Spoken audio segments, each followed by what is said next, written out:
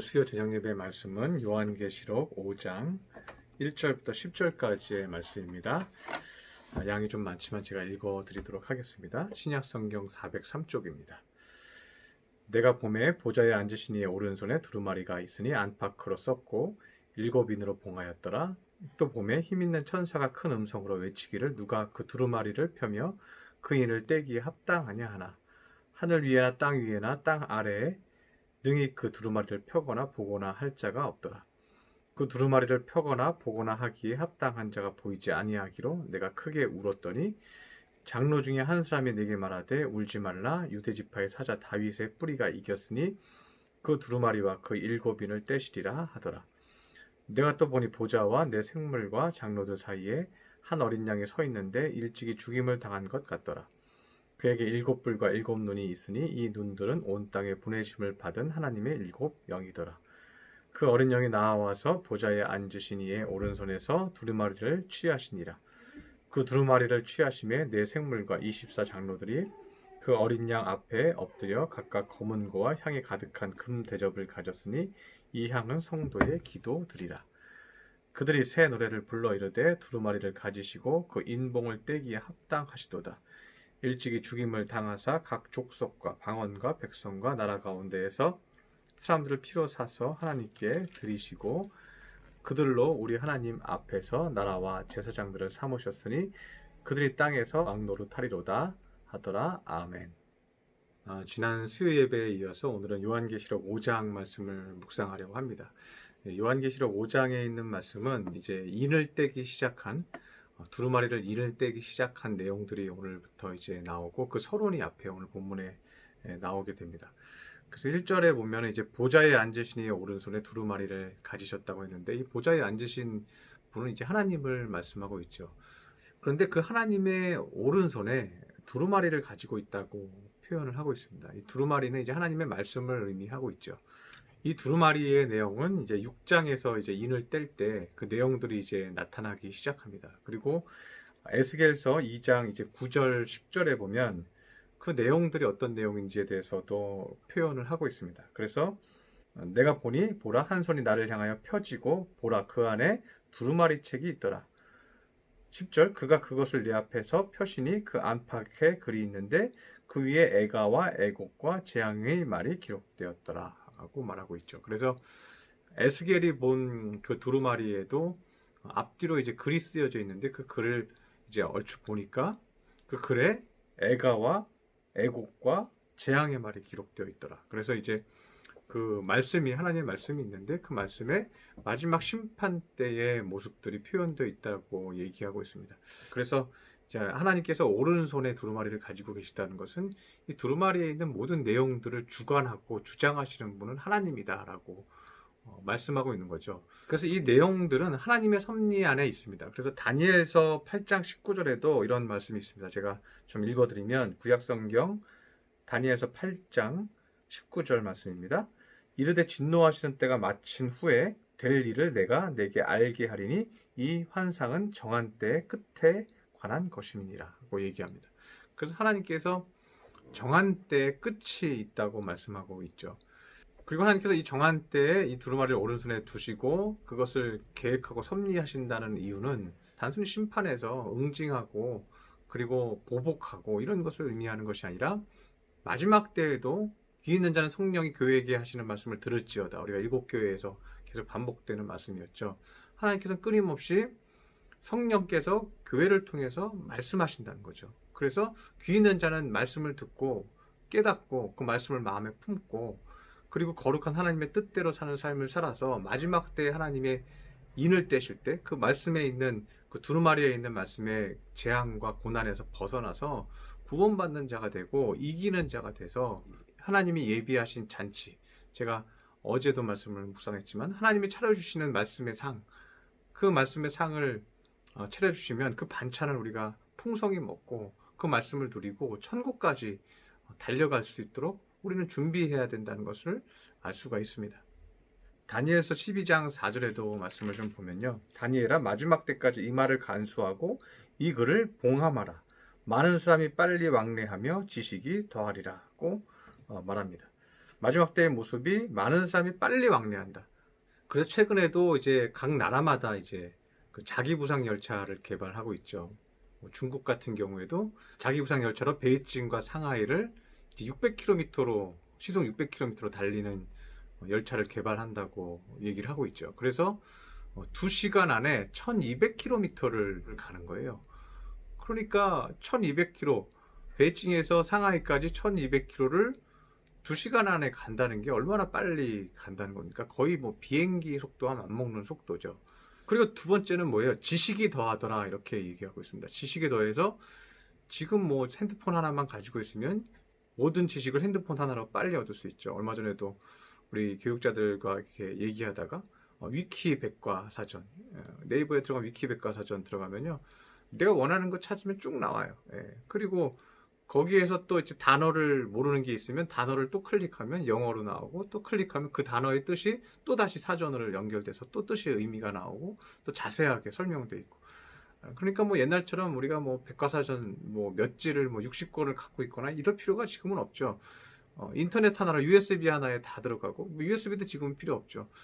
그래서 마지막 때에는 빨리 왕래하더라. 그리고 그것을 통해서 누릴 수 있는 행복들, 영혼의 행복들, 육체의 행복들, 내가 눈으로 보는 행복들, 이런 것들이 굉장히 다양해지고 많아진다는 것을 의미하고 있죠. 그렇다는 것은 결국은 하나님의 말씀과는 멀어진다는 것을 의미하는 거죠. 왜요? 세상에 좋은 것들이 많으니까.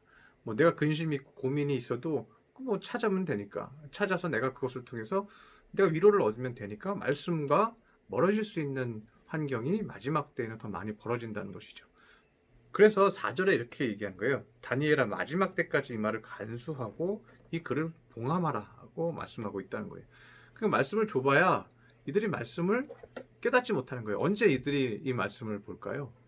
마지막 때가 오고 종말이 오고, 그리고 어려운 때가 오고 재난이 오고 환란이 오고 고통이 올 때, 그때서야 요한계시록 펼치고 또 하나님께서 예언한 것들을 펼치고 보여주면, 그때서야 이거 지금 큰일 났네? 이렇게 생각하게 되는 거죠.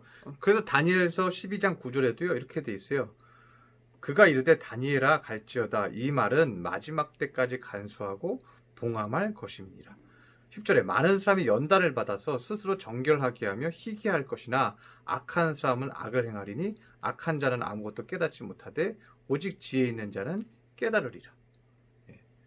많은 사람들이 연단을 받아 스스로 정결하게 하며 희귀할 것이다. 이 말씀을 보고 마지막 때가 돼서 지금처럼 뭐 질병이 막 많아지고, 그런데도 마지막 때에는 악한 자들은 끝까지 악을 행하고 깨닫지 못하고 지혜 있는 자는 깨달으리라 라고 말하고 있다는 것이죠. 그리고 이 말씀은요 이사야서 29장에도 나오게 되는데요, 11절에서 12절을 제가 읽어드리면, 그러므로 모든 계시가 너희에게는 봉한 책의 말처럼 되었으니 그것을 그를 아는 자에게 주며 이르기를 그대에게 청하노니 이를 읽으라 하면 그가 대답하기를 그것이 봉해졌으니 나는 못 읽겠노라 할 것이요. 내가 핑계 대는 거죠. 그거 봉해졌으니까 그거 나 못 읽어. 또 12절에 보면 또 그 책을 글 모르는 자에게 주며 이르기를 그에게 청하노니 이를 읽으라 하면 그가 대답하기를 나는 글을 모른다 할 것이니라. 하나님께서 글 모르는 자에게 이거 읽어라 그러면 못 읽는데 읽으라 그러겠어요? 그냥 읽어봐라. 읽을 의지라도 있느냐? 이것을 묻는 거죠. 그런데 나는 그걸 몰라. 그리고 읽을 의지조차 없다는 것이죠.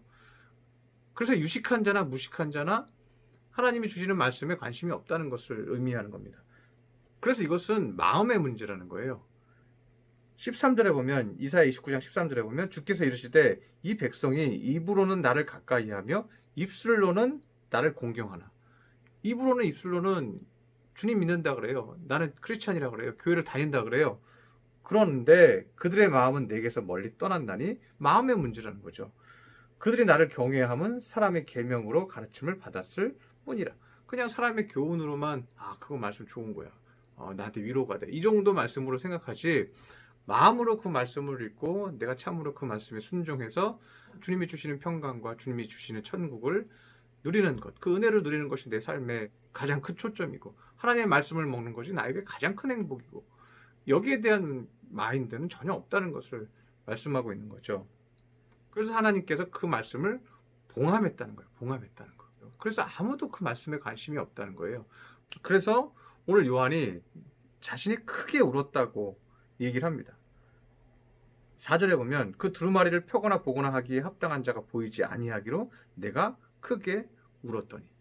그래서 마지막 때에는 지도자의 역할이 매우 중요합니다. 온전치 못할 때 끊임없이 말씀을 전해서 영의 양식을 공급해서 한 사람이라도 영혼들이 그 말씀을 보고 말씀에 기뻐하는 삶, 하나님이 주시는 영의 양식에 기뻐하는 삶을 추구하도록 어떻게든 기도하고 말씀을 묵상해서 하나님의 은혜가 그들 마음 가운데 머물도록 돕는 사역, 이 사역이요 우리 목회자들에겐 또 우리 일꾼들에겐 가장 큰 초점이 되어야 한다는 것입니다. 그런데 이제 오늘 본문에서는 예수님이 이제 그 인을 떼기 시작합니다. 5장 5절에 보면 장로 중에 한 사람이 내게 말하되 울지 말라 유대 지파의 사자 다윗의 뿌리가 이겼으니 그 두루마리와 그 7인을 떼시라 하더라. 6절에 또 내가 보니 보좌와 내 생물 장로들 사이에 한 어린 양이 서 있는데 일찍이 죽임을 당한 것 같더라. 그에게 7뿔과 7눈이 있으니. 그리고 예수님에게 뭐가 있어요? 7뿔이 있어요. 7뿔은 뭐예요? 그건 예수님의 권위를 상징하죠. 그래서 우리 사슴이 뿔이 있으면 사슴의 권위를 상징하거든요. 나머지를 다스리죠. 통치하는 것을 의미하죠. 그 7눈이 있으니 이 눈은 이제 모든 것을 다 살펴보시는 하나님을 의미하는 거죠. 그래서 8절에 보면 그 두루마리를 취하시며 네 생물과 24장로들이 그 어린 양 앞에 엎드려 각각 검은 고와 향이 가득한 금대접을 가졌으니 이 향은 성도의 기도들이라고 말합니다. 그래서 7절, 8절에 두루마리 얘기가 나오고요. 그 8절 후반부에 성도들의 기도가 나와요. 예수님이 두루마리를 취하시고 성도들의 기도가 있는 것을 같이 가지고 이렇게 장로들이 가지고 이렇게 나와요. 이 두루마리와 기도가 연관성이 있는 거죠. 그래서 말씀과 기도가 있는 이 장면 가운데서요.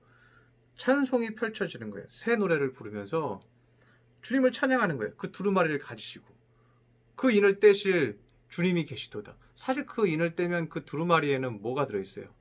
아까 그 에스겔서 2장 9절에서 무엇이 들어있다고 그랬어요? 애가와 애곡과 재앙이 들어있다고 그랬잖아요. 이 애가와 애곡과 재앙은 뭐예요? 재앙 때문에 슬퍼하고 울고 슬픈 노래를 부른 내용들이 있다는 거잖아요. 그런데 이 두루마리와 기도가 있는데 이 슬픈 두루마리와 기도가 있는데 왜 하나님을 찬양할까요? 보좌에 앉으시니와 어린 양에게 찬송과 존귀와 영광과 권능을 세세토록 돌릴지어다. 이거 뭐 복음성가에도 있는 가사 내용 그대로잖아요. 그리고 내 생물이 이르되 아멘하고 장로들은 엎드려 경배하더라. 왜 이 애가와 이 슬픈 종말의 책과 성도들의 기도가 만났는데 예수님이 이것을 이제 인을 떼실 수 있다고 하면서 기뻐하고 있고 성도들을 만나게 하시는데 왜 이것을 기뻐하면서 찬양하고 있는가, 찬송하고 있는가? 이것은 이 두루마리의 마지막 종말에 대한 선포가 기도하는 성도들에게 회개를 이끌고 변화를 이끌고 세상의 지식과 정보가 빠르게 돌아가고 통용되는 사회 가운데에서 이들이 회개하고 돌이키고 하나님의 말씀이 소중한 것을 깨닫고 영의 양식이 소중하다는 것을 깨닫고 세상의 정보와 지식이 아니라 하나님의 말씀의 영의 양식을 먹어야 할 때이다. 그리고 우리가 거듭나서 우리 영혼이 영원한 천국을 누리고 하나님의 나라를 들어갈 수 있는 사람들이 되어야 한다고. 왜요? 이것을 들은 사람들이 복음을 선포해야 되기 때문에 그렇죠. 그래서 천군 천사들이 찬양하고 기뻐하는 거예요. 그래서 오늘 보면 10절에 보면 이렇게 얘기하는 거죠. 그들로 우리 하나님 앞에서 나라와 제사장들을 삼으셨으니 그들이 땅에서 왕노릇 하리로다 하더라. 네. 요한계시록은 결국 망하는 것을 예언하는 것이 아니죠. 망하는 때 하나님의 일꾼들이 그 사역을 감당하여서 많은 영혼을 구원할 것을 우리에게 약속하고 있는 것이고 그 일을 누가 돕는 거예요? 주님께서 돕겠다는 거죠. 우리의 영성을 도우셔서 우리가 주님의 일을 감당하게 하시고 마지막 때에 온전치 못한 때에 많은 영혼들을 구원하게 하신다는 것을 의미하는 것이죠. 이제는 앞으로 너무 많은, 앞으로 무수하게 많이 쏟아질 거예요. 우리가 좋아할 만한 것들이 엄청나게 이 땅에 쏟아질 거예요. 그래서 우리는 그 정보와 그 지식과 그 모든 것들을 또 빠르게 언제든지 누릴 수 있는 세상이 이 땅에 더 많아진다는 거예요. 그때 누가 말씀 주면 열지도 않고 이것이 진리다 해도 말씀에 관심도 없는 그때가 점점점 가까워진다는 거죠. 우리는 그러한 때에 살고 있는 것입니다. 그러나 여러분들은 기도하고 말씀을 가까이 하는 자가 되시기를 바랍니다. 우리는 이 땅에서 모든 걸 승부하는 자가 아닙니다. 이 땅은 잠깐 있었다 사라지는 안개와 같은 것이잖아요. 그래서 주님의 희망은 누구예요? 기도하는 자예요. 예. 그렇게 우리의 각자의 삶을 결심하고 결단하는 저와 여러분 되시기를 축원합니다. 기도하겠습니다. 할렐루야. 상일한 아버지, 마지막 때에 어떠한 일들이 벌어지는지 또 우리가 어떠한 마음으로 살아야 할지 배우는 시간이 되었습니다. 마지막 때에는 그 말씀을 사모하는 자가 없습니다. 영의 양식보다는 세상의 양식과 세상의 좋은 것들이 더 많이 들어오고 더 빨리 들어옵니다. 하나님 아버지, 우리가 이러한 때 마음을 돌려 영의 양식에 또 기도하는 일에 열심을 다하게 하여 주옵소서. 말씀과 기도로 거듭나고 우리가 그렇게 하지 아니하면 교회가 죽습니다. 믿는 자들이 죽습니다. 우리가 반드시 기도하는 자 되게 하여 주시옵소서. 귀한 말씀 주시니 감사드리며 예수님의 이름으로 기도드렸습니다. 아멘.